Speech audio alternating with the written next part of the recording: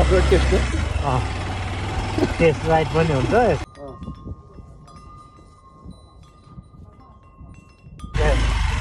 त्यो भाइ पनि लिन आइरहेको थियो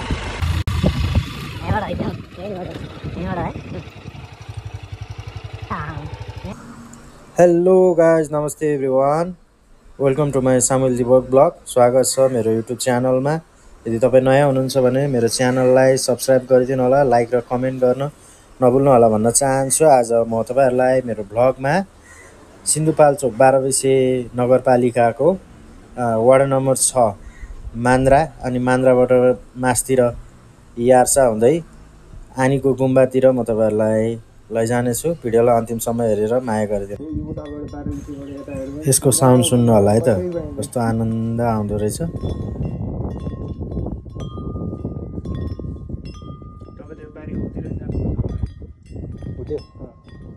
त्यो गाउँमा म गए होला घिप्चे के भन्छ हैन लिस्टी घिप्चे त्यसै भन्छ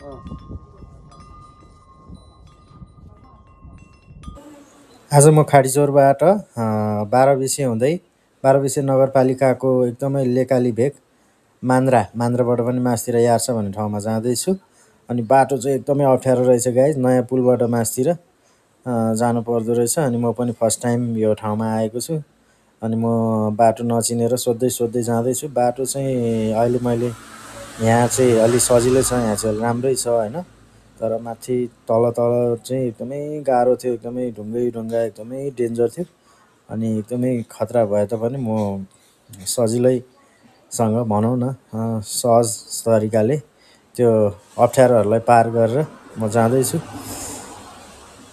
बाटोहरू यस्तै छ गाउँको बाटो म्याक्सिमम अफरोड हुन्छ त्यसकारणले मैले बाइकमा नि नयाँ एक्सपल्स बाइक लिएको छु अफरोड किङ अफरोड एडभेन्चर्स बाइक भनेर चिन्छु यो एक्सपल्सलाई चाहिँ झन्नै हेरेर मोड्याएँ नि त मैले त यहाँ चाहिँ अप्ठ्यारो होला होइन अलिक उता पारिपट्टि चाहिँ अलि अप्ठ्यारो छ केही छैन बिस्तारो जाउँला तपाईँ ओर्लिने के टेन्सन होइन त्यही नि ओर्लिनु नपर्ला ए अस्ति मिसिन आएर खाना कुरो बनाएर म पनि नआएको त थुप्रो भयो नि त यता गर्नुपर्छ त बाटो त आएर कारण कुरो बनाइवरी गएको छ नि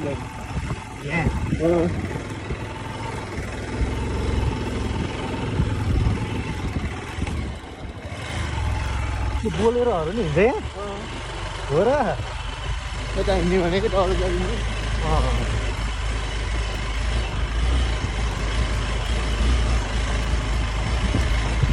अफरोडमा चाहिँ यो बाइक फेरि लास्ट दामी के मजै आउने के चलाउन नि जिउ कतिको दुख्छ जिउ दुख्दैन त म त पहिला एनएस चलाउँथेँ है एनएस त मुनि धेरै सुन्छ एनएस धेरै ठोक्किने ज्वरै आउला जस्तो हुने कि तर्केर अनि फेरि त्यो पनि बेचेर अनि फेरि त्यो अपासे आँटिहाल्यो करङ दुखेर लास्टै गाह्रो भयो अनि त्यो नि बेच्दै लाने गर्थ्यो अस्ति हामी आउँदाखेरि बेच्न लगाएको हो त्यही हो आँटिया ठ्याक्कै तपाईँहरू आउँदाखेरि मैले चाहिँ त्यो भाइ पनि लिन आइरहेको थिएँ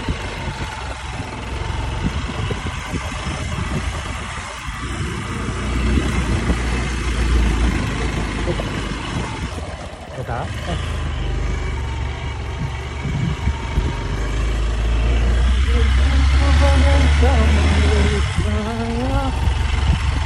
ट्र्याक्टर चल्तीको भ्यूहरू पनि यसो देखाइदिउँ है हामी किनभने लेखेर आइपुगेको हुन्छ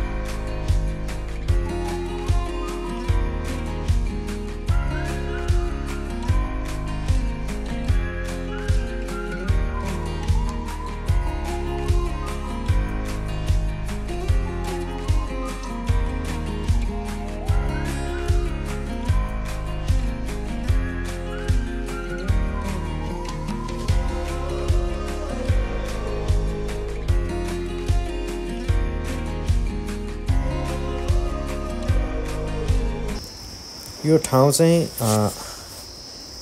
नयाँ पुलबाट मासतिर आइसकेपछि मान्द्रा नपुग्दै अलि आधी बाटोतिरबाट खिचेको दृश्य हो। तपाईहरुले देख्न सक्नुहुन्छ ठ्याक्क पारिपट्टि। मलाई ठाउँको नाम थाहा भएन, जहाँसम्म लाग्छ यो नागपुजे अथवा केही न केही हुनुपर्छ।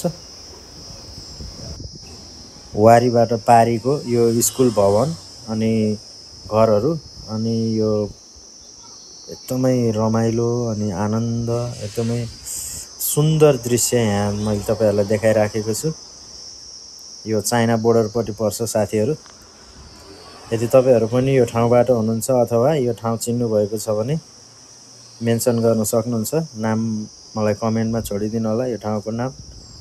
र म अहिले चाहिँ मान्द्रा जाने बाटोमा छु र यो मान्द्रा जाने र गाती जाने बाटोको बिचमा छु। यो गाउँ चाहिँ गाती हुनुपर्छ जहाँसम्म लाग्छ।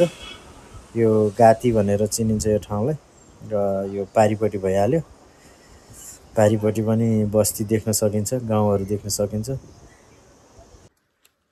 ल गाइज अहिले म चाहिँ मान्द्रा भन्दा पनि मासतिर यार्साबाट नि अझ पल्लो गाउँतिर आइपुगेको छु। यहाँ पछाडि यो गाउँको ठाउँको नामै थाहा भएन, यस्तो ठाउँ रहेछ है।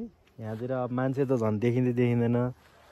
यहाँ अब यस्तो यहाँबाट तलतिर हेऱ्यो भने ठ्याक्कै बारबिसे देख्दो रहेछ। म नयाँ पुलबाट मासतिर मान्द्रा हुँदै ट्याङथली मान्द्रा हुँदै यार्साको गुम्बा भन्ने ठाउँमा आइपुगेको छु। यस्तो रमाइलो छ। यो लेकाली भेग रहेछ। यहाँ अग्लो अग्लो रुखहरू नि केही देखिँदैन अनि घाँसहरू पनि त्यस्तो नपाउने ढाल्नेहरू लालीगुराँसहरूको रुखहरू यस्तो दामी रहेछ। अनि बाटो पनि अफरोड यस्तो डेन्जर छ। तलतिर त झन् ढुङ्गा यस्तो यो बाइक लिएर आयो भएर मात्रै सायद अरू बाइक ल्यायो भए म फर्किन्थेँ होला बाटैमा। त्यस्तो गाह्रो हुँदै आयो। जस मजा आयो।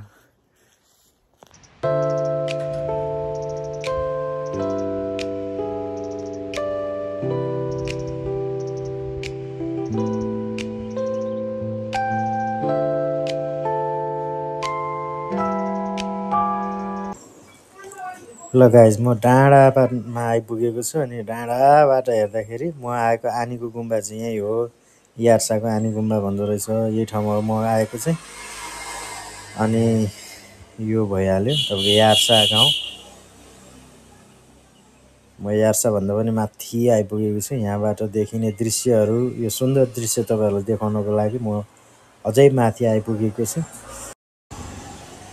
सायद लेकाली गोरुहरू भएर होला चौरी टाइपको देखिन्छ यो गोरुहरूलाई हेर्न सक्नुहुन्छ। छिर्के मिर्के कलरको हेर्दै चौरी टाइपको अलि लेकाली टाइपको।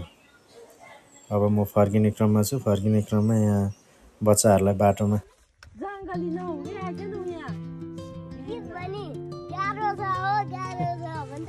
यो कान्छीको नाम के हो? रोजिना। त्यो च्याङबाको सुप्रिम के छ च्याङबा? खुर्साङ वाइबा हो। स्याङ्बो पढेर आएको? कति कक्षामा? 1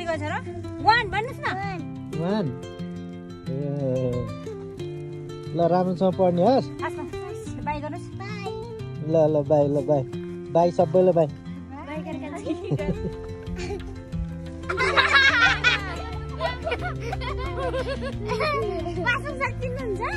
कहाँको?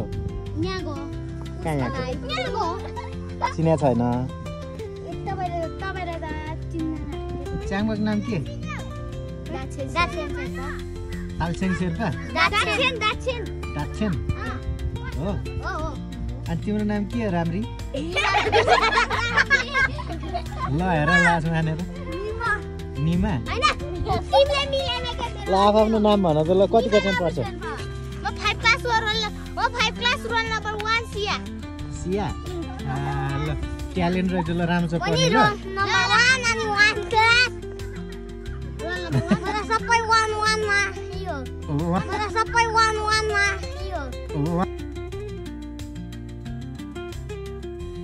अनुमान राख्ने हो।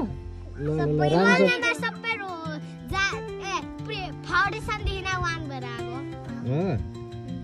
तिम्रो नाम चाहिँ के अरे? निमा लामु शेर्पा निमा लामु सोनु मलाई सिया भनेर बोलाउँछ तर प्रेम लामु हो ए तिमी चाँडै बिहे गर्छ जस्तो तिमीले यो सुन्दर ठाउँहरूमा मैले केही फोटोहरू पनि लिएँ र केही सुन्दर ठाउँहरू तपाईँहरूलाई देखाएँ यो ब्लग मार्फत मेरो ब्लगलाई अन्तिमसम्म हेरिदिनु भएको लागि धन्यवाद अनि केही बच्चाहरूलाई त्यो स्कुल पढ्ने बच्चाहरूलाई मैले केही खानेकुराहरू पनि दिएँ मलाई चाउचाउ बिस्कुट फ्रुटीहरू दिएर अनि म फर्किँदा यस्तै सुन्दर ठाउँहरू सिन्धुपाल्चोकमा रहेको सुन्दर ठाउँहरू हेर्नको लागि मेरो ब्लगलाई मेरो युट्युब च्यानललाई सब्सक्राइब गरिदिनु होला भन्न चाहन्छु हस् त धन्यवाद नमस्कार